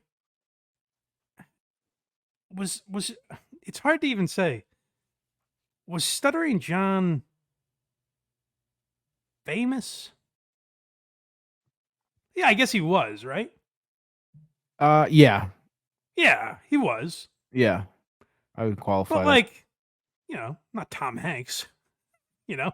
I don't know if people necessarily knew what he looked like, but Oh, that's true too. He was on the E Show. Yes, because of the E Show they did. Oh yeah. Yeah, they were on TV. So yeah, like Stuttering John was famous, but I don't know if it was a level of fame that is worth throwing in people's face in 2024. So no, definitely not. So let's hear John do just that. And someone super chats, FSJ. And then Kevin does a little diatribe on me. Uncalled for. Unprovoked. Well, except for the provoking that someone did. You only stabbed him in the side with a knife. He was so someone said "fuck Stuttering John," and then totally unprovoked, Kevin agrees with the guy. John, I don't think you know what being provoked is. He was actually literally provoked. He was paid to be provoked. Someone said "fuck Stuttering John" to him, and he contributed to the conversation. Guy said SJ, and then Kevin goes, "Well, Stuttering John is the least of all these losers in the Dabbleverse," which is really a backhanded compliment. Because, you know, John, I don't think so. You should take that as a massive compliment. John, look at how you're viewed. The idea that people think there are bigger losers than you is a masterful win on your part. There's a subreddit where for years people have been mocking you and calling you a deadbeat, delusional, has-been, unfunny, fat, short loser. Someone for once said, "Hey, you think Stuttering John's a loser? Look at some of these other people." And John's like, "Oh, you too, Kevin. You've broken my heart." Fredo kisses him. The least of all these losers. So in other words, he's calling me a loser. Now, Kevin. Hey, John, I don't know. You're divorced. Your kids don't talk to you. You live in a one-bedroom apartment with fucking cat hair all over the couch. You brag about making $3,000 a month or whatever you said you make. Like, I'm not passing judgment, but you're kind of making me. And all signs point to kind of a loser. What do you want from people? Let me tell you something. If you look at our careers and you look at our credits, next to me, you're a loser. And that's a fact, Jack. But John, when's the last time you did something? Anything. Like, here's something I'd be curious to know. If you're watching this and you're someone that corresponds with John or super chats or anything, try and get this question across to him and let me know his answer, because I'd be very curious. Is John aware of the term has been? And does he think it's like a slur, like something does he think it's, equivalent to the N-word? Like we should never say has been. I think so. Or like, is there anyone that John would qualify as a has been or as washed up? George Clooney. For sure, yeah. But like, is there anyone that John puts in that category? Because if so, I would say someone whose last claim to fame is 10 years ago, and it's the Tonight Show that statistically no one knows you were on. Like people know Stuttering, even when he has guests on, or people that like wash his balls. They're like, "John, I loved you on the Stern Show." People don't remember his time on the Tonight Show. And I'm not saying that's his fault even. I'm saying the announcer turned writer from Jay Leno's Tonight Show just didn't resonate with a lot of people. I'm sure it paid him very well. I'm sure it was, great for his career, and he got to meet a lot of people and possibly had some opportunities in front of him because of it. That's terrific. What I'm saying is if you went out on the street, any demographic, age, race, gender, whatever, statistically, if you polled everyone on the planet or everyone in America, no one would know you from the Tonight Show. So the last thing that people remember you for, and listen, if I had a nickel for every time I ran into someone who was obsessed with the Pro Football Arm Wrestling Championship. But the backroom guys don't get a lot of credit for that, The writers, believe it or not, Craig, the writers of the Pro Football Arm Wrestling Championship, yeah, those are the unsung heroes. They don't get the glitz and glamour of the people that were on camera for the Pro Football Arm Wrestling Championship. That seems fair. I'm sure this has been pointed out before, but Pro Football Arm Wrestling Championship sounds like a joke that would have been in like Dodgeball when they're promoting ESPN 8. The Ocho. Yeah, like right after the Pro Football Arm Wrestling Championship. And John's like, "Yeah, I was a writer for that." A writer for what? What did you write? Ouch! My arm snapped in half. Good job, John. But anyways, my point is, the last thing that people remember John doing, it's awesome. It's very cool, John, that you were on the Tonight Show. That's great. And you did a lot of very funny things on that show. You were part of a lot of funny bits. You had a lot of great moments. That was, however, 20 years ago that you left. The most memorable moments are probably more like 30 years ago. So what is a has-been to you, John? You know? And listen, I have no notoriety, certainly less than Stuttering John has. So if I don't do anything for the next 20 years, I'll have to come to the same realization about myself, you know? And I haven't reached the heights of a Stuttering John. But my point is, if you don't do anything other than argue with Lady K and Shuli and Kevin Brennan on the internet, why are people wrong for saying you're washed up? That's what I don't get. And that's what I want to ask the Stuttering John. So everyone get $600 so you can super chat that whole thing.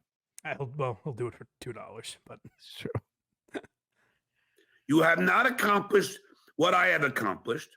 If you walk down the street and you say, you know who Kevin Brennan is, they'll say, who? Or they'll say, well, yeah, obviously. They'll say, who are you? You're just walking down the street. Kevin Brennan! Ah! Why are you yelling that at me? See, I don't know why he's doing this, but if you were to walk through like New York and say, do you know who Stuttering John is? I feel like that would get a lot of positive response. Yeah. Men over 45, white men over 45, you'd have a pretty good shot. Definitely. Mm-hmm. Yeah. Yes, I agree. But here's the thing is like, again, straw man argument from these guys. Kevin's not claiming to be really famous. That's true. For all Kevin's faults, he's not like, oh, I'm super famous. Now he is doing weird things like, you know, Shuli's getting no buzz as opposed to Misery Loves Company. But Neil, none of them are going to know who the fuck you are. You walk down the street and you say, you know who Stuttering John is? Guaranteed. Get away from me. 50% of the people. Now, do you agree with that, Craig? Guaranteed? No. What percentage did he give that? Go back a little bit. 50. 50% of people? Just any age, any demographic? I think we like tightened it up. Oh, I know Stuttering John. What's that, Sonny? Oh, of course, Stuttering John. My favorite comedian. Just everybody knows Stuttering John walking down the street. I feel like Taylor Swift would be more 50%.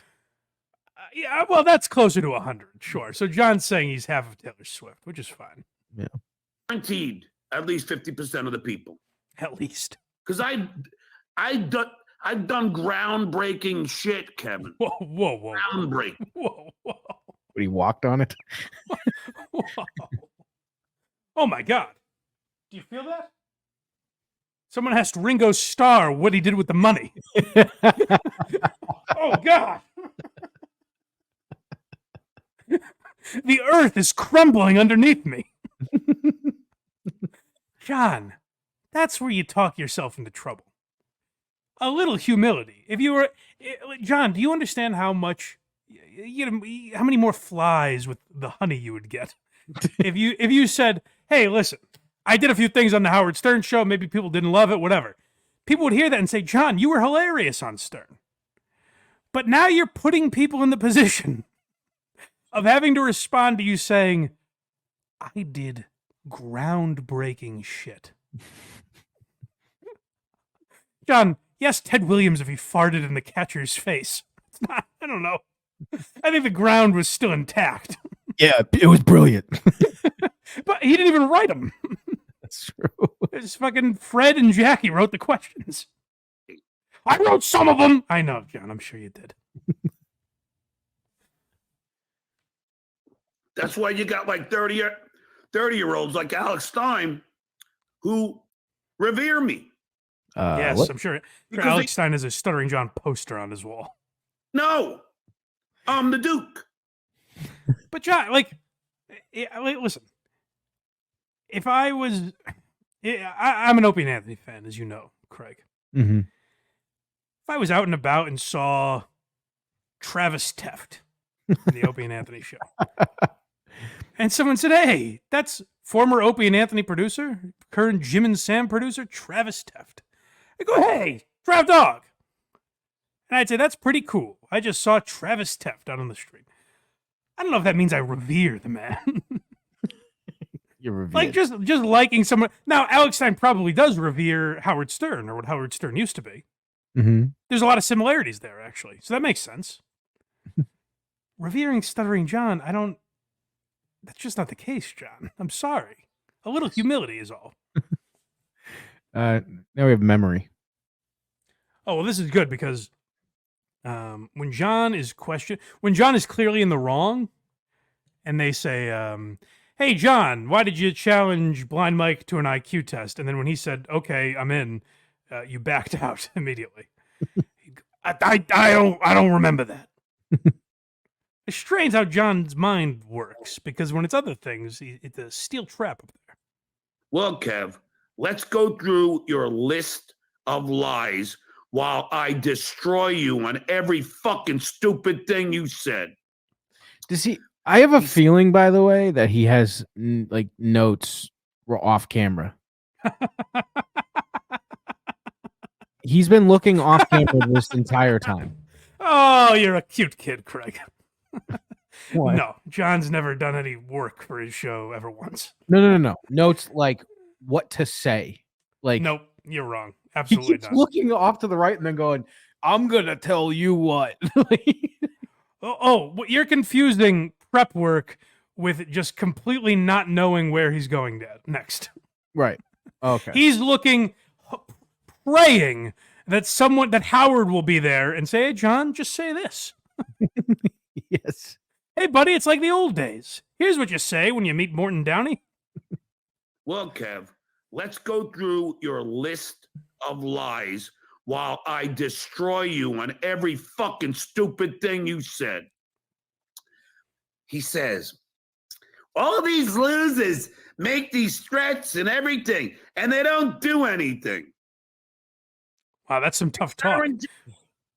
I gotta say, maybe I should keep my fucking mouth shut. I don't want that sort of venom spewed at me. He gets so mad at this shit. John, he says he's gonna go to Vegas. He didn't get. Kevin. Stuttering John was supposed to, do shit in the land. Yeah, I take back what I said. He doesn't have anything. Boy, what a pristine memory that is. Hey, all these people saying Stuttering John, he's a son of a gun, that guy. Next city he ain't hitting. While he was hanging out with that Vince the lawyer guy. Broadcasting. Kevin, I remember everything. I'm not like you. Yeah, it feels like I was there, John. You did a really good job. Something called retention. Do you understand? Something. I fucking remember everything. I remember everything you were saying. Hey, John, one of your kids' birthdays. That's how well my memory works. And that fucking Pinky's sniping me now. He's sniping the Duke. Oh, John has also given himself this nickname that he's taken way too seriously. I've put that one together. Hey, John, you're aware there's no title. Like, there's no prestige with that title, right? None. You just said another D word. You just made it alliteration. That doesn't mean you're actually a Duke. You weren't knighted. Dunce of the Dabbleverse, maybe. I'm the Duke. Now it's very sad to watch. He plays this clip at the beginning of the show. I don't know what movie it's from, but it's someone going. I believe hey, it was Warriors. Okay, yeah. That sounds right. He's going, "Don't mess with the Duke. You don't want to mess with the Duke."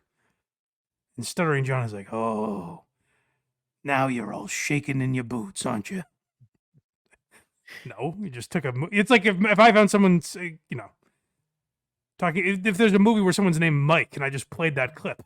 Now I'm an imposing figure, aren't I? No, it's just you found a movie clip.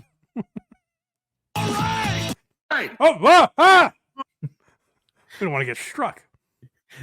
he played the intro again in the middle of this. Oh, well, that you know why that is. He reset. No. Kevin was sniping him. Oh, so Kevin heard that John was talking about him. So he goes, "Oh, let's see what John's saying." And Stuttering John goes, "Well, right into my web. I will play this copyrighted music so that on the show you delete in an hour, I'll be able to make a copyright claim." Timestamp. Get me the goddamn timestamp, and I'll strike this prick now. Keep in mind, by the way, this prick he's talking about is a guy he's going to say, Kev, I really love you, to his face whenever Kevin has him on again next. Yeah. This fucking guy. So then he's like, oh, John doesn't do anything. He was right next to me when I called Rocco out and said to Rocco, let's go outside. What, does he not remember? For those of you like Craig that may be a little confused, John was going to fight Tukey, the puppet, in Atlantic City. Yes, I remember him and who's this Quadfather guy? He's got the weirdest face I've ever seen on a human. Oh, you'd love him. He's a member of the Proud Boys, I believe. Is he? Yeah. Why is he on John's show? Because here's why. He's a guy that John had on at some point, and Quadfather used to make fun of John, but he realized he would stay on John's show longer if, literally every time John speaks, Quadfather goes, "Wow, amazing point, John. Yep, you stuck it to all these losers." Okay. So John likes having that around, and so he has Quadfather on. What up? How you doing today, John? I'm busy shitting on Brennan, so hold on a second. So he says, Quad, oh, John said he was going to do something in Atlantic City, but he didn't do anything. Is he not paying attention? Does he not? Hold on. I want to see this truly insane ranting again. But imagine, why bring Quadfather on? Why bring a guest on mid-rant and then just go, shut up? And I can tell Quadfather's been through this before because he goes, I'm ranting, and he doesn't even speak. He just nods his head like, yes. Oh, yeah, he knows the drill. He's a good boy. I got you. He knows the drill. Quad. Let me hear this insane. Now, again, this is a man responding to someone who had the audacity to suggest that John was perhaps a little unhinged. John's a bit nutty. John's a bit of a loser. John's a bit of a creep. When you see this clip, you're going to say, this guy, this cool cat, this guy couldn't be a loser. He says, Quad, oh, John said he was going to do something in Atlantic City, but he didn't do anything. Is he not paying attention? Does he not remember anything? Did he not watch the billion videos of me calling out Fatty Patty, tell him to come outside and fucking take me on? Yes. Is he referring to Atlantic City there as well? Yeah, that was a classic rumble. Yeah, I remember when he was like, security. Yeah. Oh, yeah, no, it was a true showdown. You know what I would like? I got another super chat for you guys. Get your pens and paper up. This is just plankton withdrawal. Yes. I'm not getting anything. I would like John to do a breakdown of his own show. I would like John to react to moments like that and genuinely see what he thinks about them. Yeah, I'm pretty awesome. Because I always wanted to do this when I was a kid, and I never did, but like when my mom would kind of go crazy and scream at me for what I felt like was no reason, I was always like, it'd be great if I could record her and show her, you might just be having one of these, ladies' days that I hear about, because it sounds nutty what you're doing. That's an experiment I would like to do with John, where I would like John to review his own show and see what he thinks about it. Now, ultimately, I know what would happen is John would say, "Oh, I'm being hilarious right there. I'm so fucking funny." Or I'm sticking it to all these losers that are trashing me in this Dabbleverse.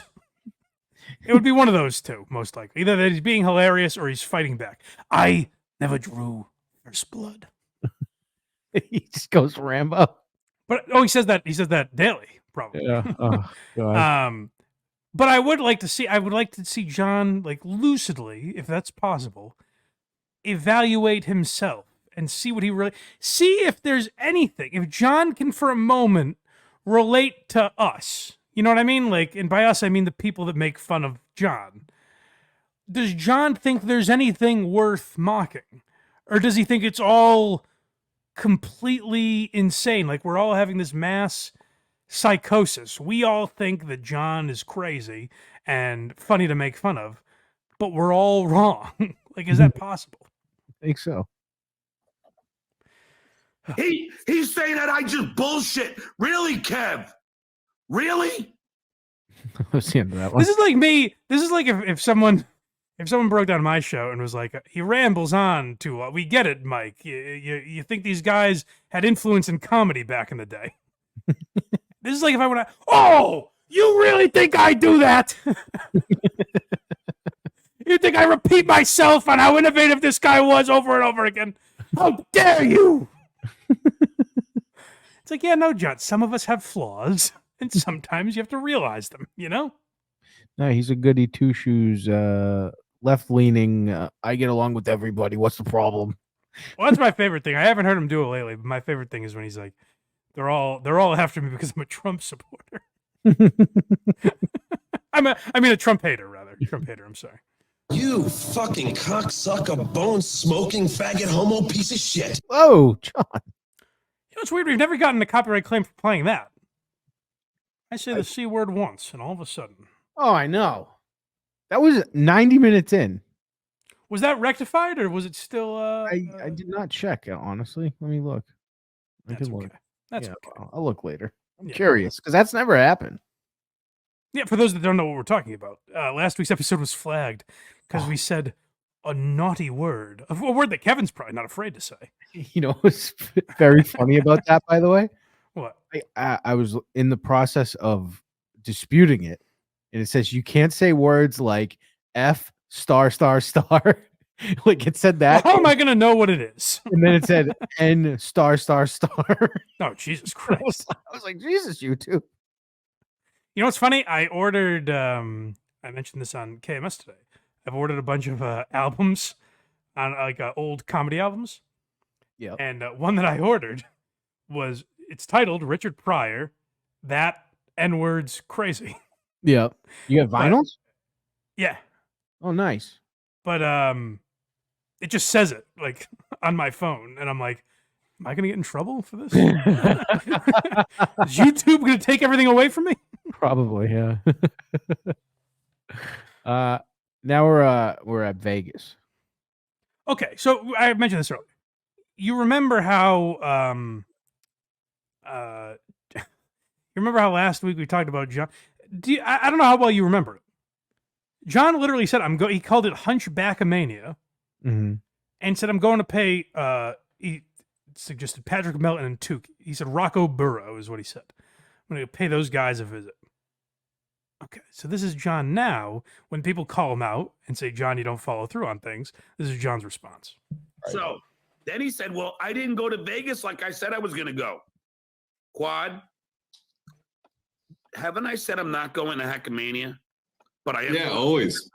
You said you were going to Vegas. You never said you were going to Hackamania, but yeah, you said you were going to Vegas to see some people. That's all you ever You see what I mean, by the way? That's Quad Father's role, is to just be like, John, everything you said is 100% accurate.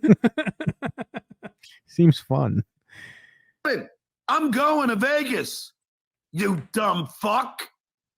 Yeah, real soon now. Huh? Real soon now, right? Oh, I'm going to fucking roll up, and hold my fucking a speaker like fucking John Cusack and say anything. Say, come on out, fatty patty. Bring that hunchback out, will ya? The stuttering Duke is here. Okay. So John's saying, I said I was going to go to Vegas. I didn't say when. And it's like, John, so now we're having an argument with a toddler. I'll be there. I said I would eat my vegetables. I didn't say I would eat them today. It's like, okay, God. Do we know when he's going? He's not going. What are you, nuts? Who's the next week? So he's now insinuating that he's going to Patrick Milton's house. Oh, good. That's never going to happen. This is the last clip here. It's a lawsuit. Yeah, so this is where he... So I guess Kevin... How dare you, Kevin? Kevin said John's never going to sue anyone. And this is where John really sticks it to him and says, oh, yeah, pal. So he goes, and then Kevin goes, he goes, oh, and John, he says he's going to sue everybody, but he doesn't. Kevin, come here. I sued Sharon Stone, and I settled out of court for 30 G's. I don't sue anybody, do I? I sued Sirius XM and actually got to the appellate court. It was thrown out with prejudice. You lost. I sent a cease and desist to Lady K. I sent a cease and desist to Andrea Brower. Hey, Craig, do me a favor. Yep. You have Carl's email, right? Yep. Or contacting someone. Just send him the word cease and desist right now. All right, got it. I want to see how it feels. I'm Just say that. I want to get on this list. I want to know I want to know the pure ecstasy. It feels like to tell Carl to both cease and desist. Immediate action required. Perfect. To say for the. And just write the words cease and desist. And that's it. He'll know. He'll know what it means. What's great is tonight he's going to be like, what is this? Oh, yeah, I sent it. All right, good. Well, now you see how easy it is to tell Carl to knock it off. Now, why that's brought up when you're saying you sue people is beyond me. I haven't talked to Carl since like the fourth time I couldn't do WATP. That's the first time in a long time I've reached out to him. He's gonna be like, "What the fuck is this?" You know, he's probably right now cutting stuff for WATS, so he's gonna be like, "What the hell?" Oh, I sent the cease and desist to Ryan Sharman. Yeah, that's right, Kev. That's right. I am a pussy. And then he's naming all the big stars. Ryan Sharman is a guy who moderated his YouTube chat. And I told him he better watch his words. He better cut it out and keep up the free labor. I've been so frivolous, Kevin. You have no idea. And then they know that they should shut their mouths. So yes. Did I talk to my lawyer today? Yes. Yes, I did, Kev. So don't worry. The shitware should be worrying. So don't fucking accuse me of not doing shit. Because I do. You fucking numbnut freak. He's good with insults. Look at that. You numbnut freak. So I wanted to, I had a lot I wanted to say about John there, but mainly I just wanted to play that so people could alert us when John is next friends with Kevin Brennan, because that's always fun to see. John, you don't think there's any merit to the fact that you say one thing and then do another immediately? Like, it's very exhausting, but as I always have to admit, it is fun to watch. So it really is. We'll keep an eye on that. Last thing I want to talk about real quick. Hopefully we can blow through these because I'm going to get out of here soon. This was brought to my attention. So this podcast came out like 3 weeks ago. I didn't realize that. Maybe 4 by the time this comes out. But Ari Shaffir was on Howie Mandel, and I think this got a lot more attention because Too Lazy to Try covered it last week. So a lot of people brought this to my attention and said, Mike, are you going to cover this? We're on a weird schedule right now, so we couldn't get to it on the last episode. But I still wanted to talk about it because I think I have a different perspective than most of the people covering it. And as I've said many times, I like Too Lazy to Try. I think he does a very good job bringing certain news to people's attention. But he seems to really want to make like Howie Mandel a lol cow in some way. He's made a couple videos about Howie lately, and I don't think it's Too Lazy to Try solely because like Red Bar has been going after Howie, as we talked about. I've seen a lot of stuff on like Reddit. Like people are very down on Howie Mandel for some reason. I don't know why. I don't know why either. So you've seen these clips, I imagine. Mm-hmm. People are very against him on this and saying he's out of his element and how dare he bring this up to Ari. I think it's actually very interesting that he has this conversation with Ari on a podcast. Now, I think Ari makes a lot of good points and kind of schools Howie a little bit, so I'll give him that. But I think Ari does a great job, so they bring up the Israel and Palestine conflict going on, and Ari gives his thoughts on it. And Howie Mandel disagrees, but like, I don't get the criticism here. He lets Ari get his point out, I think, and it's a good discussion. Speaking of culture, like we were just saying, there were 3 Jews sitting here. Have you felt the? Are you feeling what the fucking? We're back in the love, we're back. Center of attention again. I love it. Really? Oh yeah. We were a joke before. Now we're taken seriously. Who else wants some? Who else wants some? You seeing the positive in this? Yeah, dude, we're fucking. He likes attention. Yeah, we're back. Before we were just. So this is where, like, I mean, if you want to criticize Howie, I can do it. Where like his attitude there, where he seems almost annoyed at Ari for finding the positive. It's like, well, Ari's a comedian. You brought on Ari Shaffir and asked him about fucking Gaza. What did you think he was going to say? So I get that, but listen to how it progresses, where it evolves into what I think is like a very good discussion and one that should be happening on podcasts more. So I give Howie credit for letting Ari have the floor. I remember the tribe, like little light things. Now people take us seriously. Seriously? Go ahead, keep pushing the students. See when we push back. It's horrible. It's not horrible. It doesn't happen. It's statistically irrelevant. It should be on the news too much. None of it's really happening. Are you I've been all over the me? country. I've seen no actual anti-Semitism. Have you? You look Jewish. You walked around, people yelled Jew at you or something? I don't go out. Yeah, good point. I don't go out. I yelled Jew at him this morning. Yeah. No. I think it's real. His daughter, by the way, and I'm only going off the clips we've seen. His daughter seems pretty funny. Yes. She's always in on the joke. She's always trying. I got to give Howie Mandel and Ron Bennington, I got to give them credit because they do shows with their daughters, and they're not like uncomfortable making whatever raunchy jokes in front of them. I feel like that would be weird, but they do it very well. I think we got to take it seriously. I think what you're saying is wrong. No, it's being on the news. Are you familiar with the what's that app that tells you all the robberies in your neighborhood? Citizen app. Yeah. So before this app, everybody was having a great time in their neighborhood. And then suddenly all these housewives are like, there's a robbery every 20 minutes. I can't believe everything's going to shit. They're just aware of it suddenly, the small percentages. It's a little bit in colleges you don't go to. It's not there. It's statistically irrelevant. I go all over the country. I've never seen any anti-Semitism. Are you on a college campus? No, I'm not. Go over to USC today. I'm not on a college campus. Nobody I know is. Students are. They're just dumb. No, you're wrong. Oh, you're really wrong. Well, I mean, again, I think Howie's wrong. I think Ari is right. But again, Howie's giving them the platform to have this discussion. This is what's wrong. People shitting on Howie, I think, for this is what's become wrong with our culture, where they're having a disagreement and they're having it out. And at the end of it, they were fine and joking around and everything. And there are some points, I think, where Ari kind of made Howie realize his perspective on things. I think it's a good discussion. I think there's so much now of someone will come on a show and say what Ari's saying, and then they'll cut the interview off or never air it. Yeah. And then they'll put something out being like, guys, we had no idea who Ari Shaffir was when we booked him. We didn't realize he was going to come on and say such inflammatory things. We apologize to our audience for putting them through that. Like, there's so much of that horse shit now where I applaud Howie for being like, hey, he completely disagrees with Ari, but he's letting him speak. Right. I don't get why I did not understand the backlash that Howie received on this, but let's continue.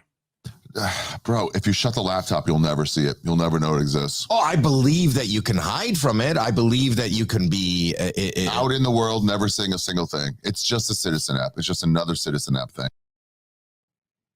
I mean, Ari is right, by the way. Yeah.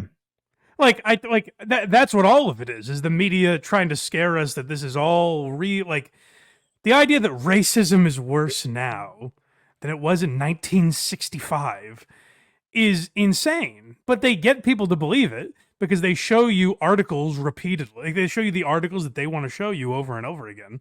So every day you're like, God damn it, another incident like this? It must be rampant. When you fail to kind of realize, like, oh, when I go outside, that doesn't just happen.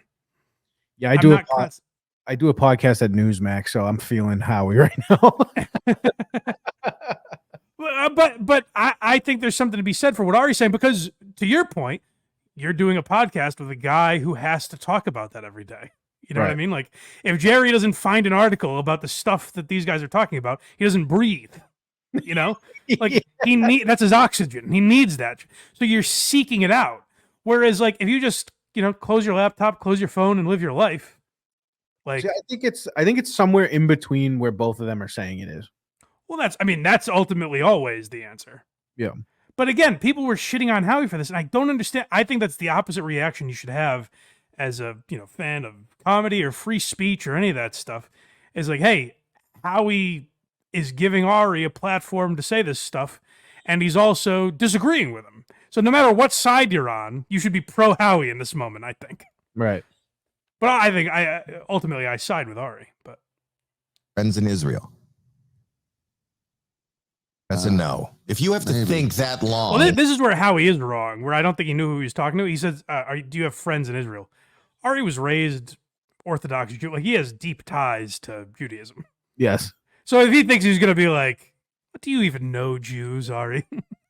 That was almost a rabbi. Ari's so Jewish, he had to escape it. Like, he's a special called Jew. Yeah. He's defined by it.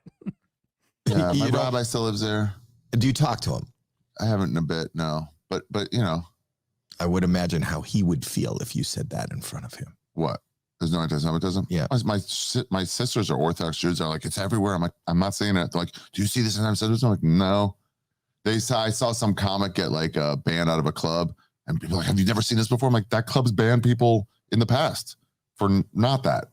It's not that. They just don't want complaints. Everyone's reading in, like, everyone's trying to look for it. It's just so lame. Everyone's trying to look for they've been victimized more than anybody. It's like, shut up. Do you feel like that's what you don't this think we is right have? now? Are you a Holocaust denier? It's been a while. Yeah, the Holocaust is. That's a very funny line. It is very funny. Also, Ari's dad survived the Holocaust. Real, but like walking around, it's like, what are we talking about? Same thing the Palestinians say, like, every day's a fucking genocide for us. Like, all right, guys, everybody with these fucking platitudes. Well, and that's where I agree. Like, Howie's like, well, have you gone into college camp? It's like, no, but you haven't either, Howie. You're a guy in your 60s, your kids are out of school. Like, how many of us are on the Harvard campus or any of that shit? Now, sure, if you're driving down the street and these assholes are blocking you, I get getting annoyed. But I'm for running them over at that point. Sure. Well, we'll get into that another day. But. Yeah. Yeah. This is you just labeled true comedian. This is our guy. I mean, like, no. Again, no one's a bigger Ari Shaffir fan than me. Go watch Why You Laughing. So this is where Ari just sticks to. This is why I don't know why Howie's like surprised by Ari's answer, because he is Ari Shaffir. My friends from England was like, they can arrest you now if you say the wrong thing, if you attack the government. I'm like, has that happened though? Has anyone been arrested in comedy? They're like, well, no. I'm like, well, then what are you talking? Real quick, didn't someone actually in Canada within like the last 3 or 4 years get arrested for this shit? Does that sound familiar? Longer than that, but I think I know what you're talking about. It was kind of recent in the grand scheme, like less than 10. Mike Yard or something like that? Yeah, I can't remember. But yeah, I think I know who you're talking about. I'm like, has that happened though? Has anyone been arrested in comedy? They're like, well, no. I'm like, well, then what are you talking about? You can get arrested. You can get arrested for jaywalking in New York. It doesn't happen. It's not a real thing. Right. But that you're using an extreme to compare it to what is the reality. And the reality is anti-Semitism is alive and well, is growing, is warming up, is sending us on a path to. Yeah, it's another Holocaust. Sure. And fucking George Bush was just like Hitler, and Trump was just like Hitler. Just like I've heard these things so many times. It's like, oh, right, already. It's not happening. Is it more maddening that people ask you about this because you're Jewish? Because of who you are? Constantly. I'm like, you must see this. You got to weigh in on this. I'm like, why? Yeah. I don't put myself into like horrible places. Are people expecting you to weigh in? Oh my God. Yeah. And I'm like, you guys don't want my response. I'm going to make light of it. I'm going to make light of it. The whole thing. That's You're going to make light of it? Yeah. Because you're a comedian. Because I think you shouldn't get, and that's my stance, is you shouldn't get involved in all this negative shit. So I'm going to make light of it. Is that a defense? No, it's what I do. I make jokes. I make light. We make light out of horrible things. Well, we get joy coming. You know, from AIDS and the Holocaust and rape and fucking, let's get some joy out of this. School shootings. I can get you laughing at this. It's a fun thing. Now that's a real comedian. That should be the stance of all these comedians that are, putting hashtags in their bio and all that stuff. Like, Ari has the right answer. Like, in, World War II, fucking the Three Stooges and Charlie Chaplin and Mel Brooks and all these people made fun of Hitler. Like, they made light of him. Whereas when Trump got elected, ultimately Trump was not quite as bad as Adolf Hitler. And yet we, on SNL, we sobbed at a piano about it. So, it's not good. If you're in comedy, that is what you should be doing, is using your platform to make light of all of this shit. Because ultimately, that's what disarms it, at least in, the public eye, rather than running in fear about it and, getting very serious about everything. That's for, news channels to do. And so that is where I get disagreeing with Howie and saying, like, hey, you're a comic, Ari has the right perspective. But I like that they had the conversation, and I give Howie credit for it. I got a response from Carl. What did he say? He said, "Uh-oh, what did I do now?" Just don't say anything. Let it loom over him until I speak to him later. We give it to him on the show. Next, we have disbelief. Okay. I got to tell you that as a Jew, it is a little scary. And I can't believe that you as a Jew, I don't believe you, that you can keep it in mind. I would imagine as... Why? Why don't you believe his reality? Like, she's excellent on this, by the way. See, this whole thing is it's a good conversation, I think, because even the host of the show has someone on the show being like, hey, listen to him. He's got an interesting perspective. Yeah. I don't get the criticism of Howie here. I'm baffled by it. Yeah, it's just that it's like people that just, it's like we'll play clips from Bill Maher and I'm like, I kind of like what he said there, or I kind of don't, but it's a conversation and he's having it. Even if you disagree with it, he's not being a cunt about it. Right. He's not throwing Ari off his show. He's not scolding him or shaming him. They're disagreeing and having a discussion. Exactly. Reality that he's telling you. Why does he have to feel? You the have same no way? thought if you land in butt fuck world wherever you are, like Iran or something, or Afghanistan. Yeah. Yeah. No, but that's always like travel advisories are like, is it safe for Americans? And then is it safe for Jews? Right. Yeah, that's in certain areas for sure, where you got to worry about that a little more. But London is not one of those places. You can just walk right past the rallies. It doesn't really matter. No one's going to break into your fucking hotel room and try to kill you for being Jewish.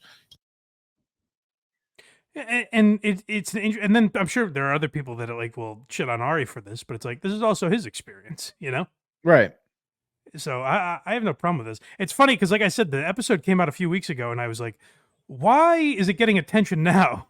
And then I realized this episode has 35,000 views, and Too Lazy to Try's video, which came out last week, that has 250,000. So I was like, oh, okay, that's probably why. That might be it. Yeah. This is him telling him to shut the laptop again. Okay. You don't think there's places in America that you'd be concerned? No. Michigan? No, I don't think about it. It's not. You don't have to think about it. Your face this says one, it. I have family. Yeah, so I go out. I travel all the time for work. I'm all over this country. My face is, hey, there's a Jew. You think I would have heard one thing real? Ari's making the right point. Like, how he's saying your face says it is a funny line, but it's like, yeah, so that's his experience, Right. Makes perfect sense. Life. I'm telling you, I'm out there testing it. It's not there. It's just online. You just got to shut that laptop and walk outside. Everything's pretty fucking great. It's so weird. I'm like, I get his point, and I also get Howie's point. That's what I'm saying. It's a great discussion. Yes. I didn't understand. Too Lazy to Try put out that video, and it's like, well, Howie's in hot water again. And I was like, why? That's why I wanted. At this point, I wouldn't have talked about it because I was like, oh, it's an older. But then when I watched it, I was like, oh, I have a way different perspective on this than it seems like everyone else does. I think this is great. I like conversations, and it's not like a Jew and a non-Jew. It's two Jews with opposite perspectives talking, and then at the end, the conversation starts with them talking about belly button lint. And then it gets into this, and then at the end, it's them joking again. Yeah. So it's that's the way it should be. It's the way it used to be. This is our last clip here. Okay. I'm talking about social media. Yeah, and this is ultimately what I think the problem is, and this is where Ari nails it on the head. Like you're like 99%, and there's one little thing or you're voting. By the way, none of your votes matter statistically. So like Maryland's gonna be the same no matter what. And you hate that person, and they're just like you. I agree with you. That's crazy. Yeah. But that, and you think that's totally social media? Yeah, I think they did experiments on us of like, what if we show you guys negative shit? Will you be more entertained here? And will it seep into your real life? And then it's like, yeah, it will seep into your real life, and they'll stay online more. So like, sick, fucking get them. It's like putting more nicotine into cigarettes to addict you. And we regulated that, but they refused to regulate Facebook and Instagram and all that and TikTok. The and conspiracy is. Yeah, so that I do agree with. Now, where Ari's like where the regulation of social media is weird. Like I was listening to Tulsi Gabbard talk about the TikTok stuff on Rogan, and she basically said like the bill that they're trying to get passed would essentially allow them, like if Elon Musk is doing a deal with a country they don't like, they can be like, all right, we're shutting down Twitter. So that's where it's not good. But ultimately, I do think there's something to like regulating social media because it's terrible for us. And I think maybe it's something we can do on our own eventually, because like the Bo Burnham quote I always use, I don't know if this is his because I've heard other people say it too, but like the way you used to say like, oh yeah, my doctor smoked in his office, people would be like, what the fuck, in the 30s or whatever. You're like, Jesus Christ. That would be like now your therapist saying like they have Twitter or something. It's like that just seems unhealthy, Yours making like a hot pocket while talking to you. Well, mine's always out in the wind. My therapist is like out walking for some reason. I'm like, I can hear other people around. Are they hearing my shit here? You want speakerphone? Are you pointing and laughing? He's doing like that. Don't give me a wrap it up sign. That you talk too much thing. Yeah. But yeah, I loved. I thought that was a great. I was like captivated. I was just listening. I went in listening because I saw people talking about it, and then I ended up just listening because I thought it was a great conversation. So I say go listen to the whole thing. But yeah, listen, trolls, come after us. We're defending Howie Mandel. But we also love Ari. So That's right. All right. I got to get the hell out of here. But make sure our boy Hack Ride's going to be on it. Well, no. I take that back. We ain't never going to deal with Hack Ride again. That freak is out. On screen. Oh, yeah. We're bringing in a much better, more proficient gentleman. Casey Day will be on the program next week. So that's very exciting. That is exciting. So go to hackridethedemon.com because he employs Casey Day. It's all very confusing. Yeah. But just go to hackridethedemon.com, support Hackride. Go to verygoodshow.org, support Craig. I gave him a little guff at the beginning, but I'm sure he at least made it look like if we were watching him, we'd like Costanza in the office at Yankee Stadium. We'd be like, that's a guy putting in effort. Just banging on the desk. So support Craig. Go to verygoodshow.org. Check out Very Good Show. Check out Rubbed Out. Any new Rubbed Out episodes lately? 2 weeks ago, one came out, or last week it came out. It was good stuff. I suggest go listening. We'll be recording another one, I think, in 2 weeks. Nice. All right. So check out Rubbed Out, True Crime Podcast, and then support this show. Go to blindmike.net. And then if that's not working, I guess just Google us. But you know the drill. You know all the places. Patreon, or you can become a YouTube member. I won't say because we're not like that, Mm-hmm. But if you want to comment or subscribe, those things are cool. Downvote everything. Well, don't do that. I'm not that crazy. Downvote all the negative comments. Show 'em Yeah, up. man. Show 'em Actually, up no. Like those two, actually. Like those. Yeah, because we're not as cool as Kevin. We can't afford for you not to like stuff. That's right. And but yeah, go to all platforms wherever you get podcasts. Why Are You Laughing? As far as the free platform goes, as far as the free RSS feed and all that goes, Why Are You Laughing will not be available for the next few weeks. But if you want it, if you're a Why Are You Laughing fan, we will be putting out new episodes on Patreon and for YouTube members exclusively for the next couple months.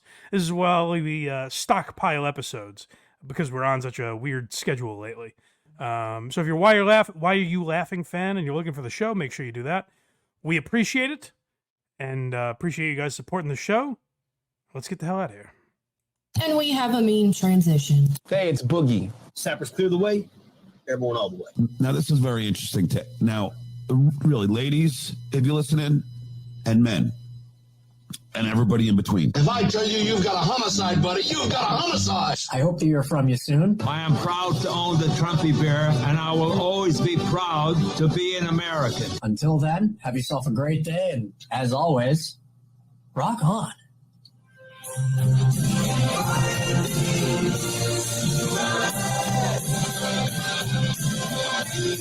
Stop the baloney, huh? What kind of statement is that?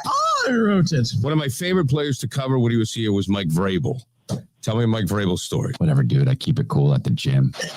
Piss on it. Fuck you, Mike. Fuck you, Mike. Fuck you, Mike. All right.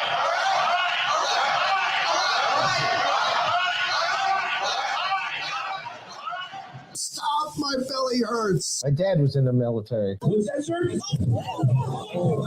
you please kindly F off, please? If a person is on a bridge threatening to jump, how do we know that he wants help? Anyway, God bless America.